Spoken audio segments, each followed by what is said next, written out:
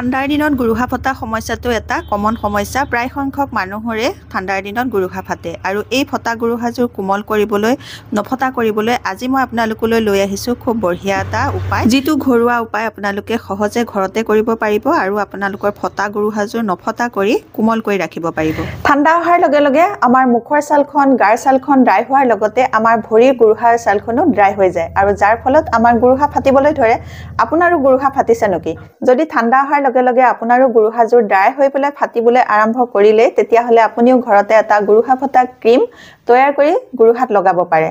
বহুত ভাল ক্ৰীম হয়, মাত্ৰ 3 দিনতে গুৰুহা ফটা ঠিক কৰি আপোনালোকৰ গুৰুহাযোৰ কোমল কৰিব পাৰিব। নহলে বেছিকৈ ফাটি ফাটি সেই ফাটবোৰত লেতেৰা ধূলি বালি সোমাই সেই ফাটবোৰত বীজাণুৱে ঠাই ল'ব আৰু তাৰ পৰা বেমাৰৰ সংক্ৰমণো হ'ব পাৰে। সেইকাৰণে মই আজি আপোনালোকলৈ লৈ আহিছোঁ গুৰুহা ফটা খুব বঢ়িয়া এটা ক্ৰীম, যিটো ক্ৰীম আপোনালোকে গুৰুহাত লগালে মাত্ৰ 3 দিনতে গুৰুহা ফটা সমস্যাটো কমি যাব আৰু লাহে লাহে আপোনালোকৰ গুৰুহা ফটা সমস্যা একেবাৰে নোহোৱা হ'ব। এতিয়া মই আপোনালোকৰ গুৰুহা ফটা সমস্যাটো ভাল হ'বৰ কাৰণে দুটা প্ৰচেছ দেখুৱাম। এই দুইটা প্ৰচেছে আপোনালোকে কৰি আপুনিও আপোনাৰ গুৰুহাযোৰ কোমল কৰি ৰাখিব পাৰিব আৰু নফটা কৰি ৰাখিব পাৰিব। এতিয়া মই আপোনালোকক এই দুইটা প্ৰচেছ কৰি দেখুৱাম আৰু কৰি দেখুৱাৰ আগতে আপোনালোকলৈ এটা ৰিকুৱেষ্ট আছে। আপোনালোকে যদি মোৰ এই ভিডিঅ'টো ভাল পায়, ভিডিঅ'টোত এটা লাইক কৰি দিব, মোৰ চেনেলটো ছাবস্ক্ৰাইব কৰি ল'ব, ওচৰতে থকা বেল আইকনটো প্ৰেছ কৰি দিব। তেতিয়া মোৰ আহিবলগীয়া সকলোবোৰ মেজিকেল ৰিমেডি আপোনালোকে মিছ নকৰাকৈ চাবলৈ পাব।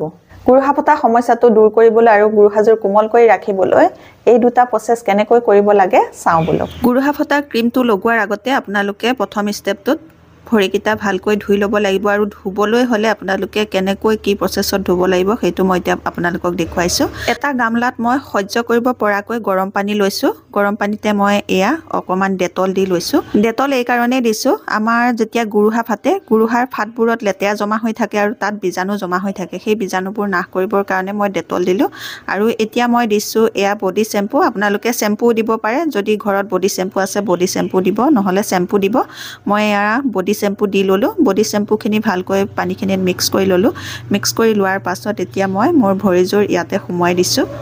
পানীখিনিত আপোনালোকে ভৰিখন 5 পৰা 10 মিনিটমান এনেকৈ ৰাখি থ'ব। এনেকৈ ৰাখি থ'লে ফাটবোৰত যিবোৰ লেতেৰা সোমাই আছে সেই লেতেৰাবোৰ কোমলিবলৈ সহায় হ'ব। কোমলাৰ পাছত আপোনালোকে এনেকৈ এডাল ফুটব্ৰাছ ল'ব। ফুটব্ৰাছ থাকিলে ফুটব্ৰাছ ল'ব, নহ'লে আপোনালোকে যিহে ঘঁহে তেনেকুৱা যিকোনো এটা বস্তু লৈ ঘঁহিব। মই এনেকুৱা ফুটব্ৰাছ এডাল লৈয়ে ঘঁহি পেলাই দেখুৱাইছোঁ আপোনালোকক। ফুটব্ৰাছডালে আপোনালোকে খুব ভালকৈ গুৰুহাযোৰ ঘঁহিব আৰু ভৰি গোটেই তলুৱাখন ঘঁহি দিব, যাতে যিবোৰ লেতেৰা আছে সেই লেতেৰাবোৰ ফাটবোৰৰ পৰা ভালকৈ ওলাই যায়। এনেকৈ ঘঁহিলে আপোনালোকে দেখিব আপোনালোকৰ ফাটবোৰ খুব সোনকালে চাফা হৈ যাব। তাৰ পাছত আপোনালোকে ভালকৈ মোহাৰি মোহাৰি ভৰিখন এনেকৈ ধুব। ধোৱাৰ পাছত আপোনালোকে ভাল পানীৰে আকৌ এবাৰ ভৰিখন ধুই দিব। ধুই লোৱাৰ পাছত এতিয়া মই আপোনালোকক ক্ৰীমটো বনাই দেখুৱাম। ক্ৰীমটো বনাবলৈ মোক প্ৰথমেই লাগিব ভেচলিন। ভেচলিন মই এতিয়া ল'ম এয়া 1.5 চামুচৰ জোখাৰে। আপোনালোকে যদি এসপ্তাহৰ কাৰণে বনাই লয় 2 চামুচ বা 2.5 চামুচ দিব। মই এয়া 2-3 দিনমানৰ কাৰণে আপোনালোকক বনাই দেখুৱাইছোঁ, কাৰণ মোৰ অলপ বনোৱা হৈ আছে, সেইকাৰণে মই কমাই বনাই দেখুৱাইছোঁ। এতিয়া মই 1.5 চামুচৰ জোখাৰে ভেচলিন ল'লোঁ আৰু সেই ভেচলিনতে এতিয়া মই ল'ম এয়া নাৰিকল তেল। এতিয়া মই নাৰিকল তেল ল'ম 2 চামুচৰ জোখাৰে। আপোনালোকে অকণমান বেছিকৈ ল'লেও একো প্ৰব্লেম নহয়। 2 চামুচৰ জোখাৰে আপোনালোকে নাৰিকল তেল ল'ব যদি 3 দিনমানৰ কাৰণে বনায়। যদি 7 দিনমানৰ কাৰণে বনায় তেতিয়াহ'লে 3 পৰা 4 চামুচ জোখাৰে নাৰিকল তেল ল'ব। নাৰিকল তেল আৰু ভেচলিনটো ভালকৈ মিক্স কৰি লোৱাৰ পাছত এনেধৰণৰ ক্ৰিমি টেক্সচাৰ আহি যাব। তাৰ পাছত আপোনালোকে ইয়াতে মিক্স কৰিব লাগিব অকণমান এল'ভেৰা জেল। এল'ভেৰা জেল এতিয়া মই এয়া বগাটো লৈছোঁ। আপোনালোকৰ ঘৰত যদি বগা আছে বেছিয়ে ভাল, যদি বগা নাই তথাপিও একো প্ৰব্লেম নহয়, যিকোনো কালাৰৰ এল'ভেৰা জেল হ'লেই হ'ব। এল'ভেৰা জেল মই ইয়াতে 1 চামুচ মিক্স কৰিছোঁ। বস্তুবোৰৰ পৰিমাণটো মই আপোনালোকক কৈ গৈছোঁ। যদি আপোনালোকে বেছি দিনৰ কাৰণে বনায় তেতিয়াহ'লে আপোনালোকে ইয়াৰ পৰিমাণবোৰ অলপ বেছিকৈ ল'ব লাগিব। মই 3 দিনমানৰ কাৰণে বনোৱাৰ কাৰণে অকণমান কমাই লৈছোঁ। এতিয়া মই ভালকৈ মিক্স কৰি ল'লোঁ। মিক্স কৰি লোৱাৰ পাছত ইয়াতে এতিয়া মই মিক্স কৰিম গ্লিচাৰিন। এতিয়া মই 1 চামুচৰ জোখাৰে এয়া গ্লিচাৰিন ইয়াতে দি ল'লোঁ। দি লোৱাৰ পাছত আকৌ ভালকৈ মিক্স কৰি ল'ম। খুব ভালকৈ গোটেইকেইটা বস্তু মিক্স কৰিব লাগিব, যাতে ইটো সিটোৰ লগত গোটেইকেইটা বস্তু ভালকৈ মিক্স হৈ যায়। ইয়াৰ পাছত এতিয়া মই আনিছোঁ এয়া ভিটামিন ই কেপচুল।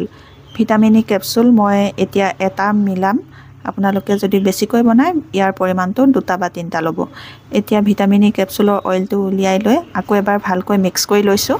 খুব ভালকৈ মিক্স কৰিব লাগিব মিক্স কৰোঁতে একদম ধুনীয়া এটা ক্ৰীমৰ নিচিনা বনি যাব এয়া দেখিছেনে খুব ধুনীয়া এটা ক্ৰীম বনি গৈছে এনেদৰে ক্ৰীম নবনালৈকে আপোনালোকে ভালকৈ মিক্স কৰি থাকিব মিক্স কৰি পেলাই আপোনালোকে এনেকুৱা এটা সৰু কণ্টেইনাৰ ল'ব সেই কণ্টেইনাৰটোতে ভৰাই পেলাই থৈ দিব আপোনালোকে বহুত দিনলৈ ষ্ট'ৰ কৰি ৰাখিবও পাৰিব একো বেয়া নহয় সেইকাৰণে আপোনালোকে বেছিকৈ বনাই থ'ব পাৰিব এতিয়া মই এই ক্ৰীমটো আপোনালোকক অকণমান এয়া চুই পেলাই দেখুৱাই দিছোঁ চাওকচোন এই ক্ৰীমটো আপোনালোকে কেনেদৰে লগাব লাগে আৰু কেনেদৰে লগালে আপোনালোকে মাত্ৰ 3 দিনতে গুৰুহা ফটা সমস্যাটো দূৰ কৰিব পাৰিব চাওঁ বলক ভাল পানীৰে ভৰিটো ধুই লোৱাৰ পাছত আপোনালোকে এখন টাৱেলেৰে ভৰিটো মচি ল'ব ভৰিটো বেছিকৈ মচি নল'ব অলপ যাতে জেকি থাকে তেনেকুৱাকৈ আপোনালোকে ভৰিটো মচি ল'ব একদম শুকান কৰি নেপেলাব তাৰ পাছত আপোনালোকে এই ক্ৰীমটো ল'ব ক্ৰীমটো লোৱাৰ পাছত ভৰি গুৰুহাটোত খুব ভালকৈ লগাই পেলাই মাসাজ কৰি দিব আৰু আঙুলিৰ চেপবোৰতো মানুহৰ ফটা দেখা যায় আৰু আঙুলিবিলাকো ফটা দেখা যায় এনেকৈ আপোনালোকে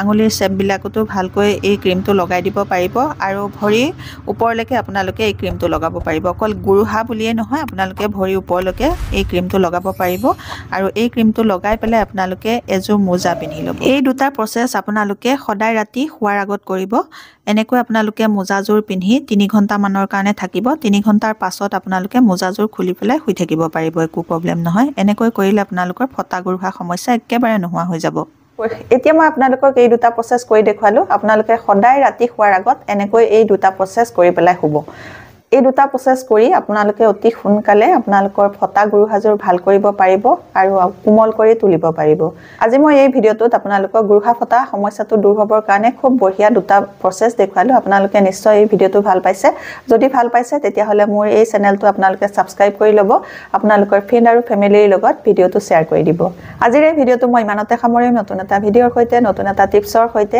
আপোনালোকৰ মাজলৈ আকৌ আহিম তেতিয়ালৈকে নমস্কাৰ আজিলৈ আহোঁ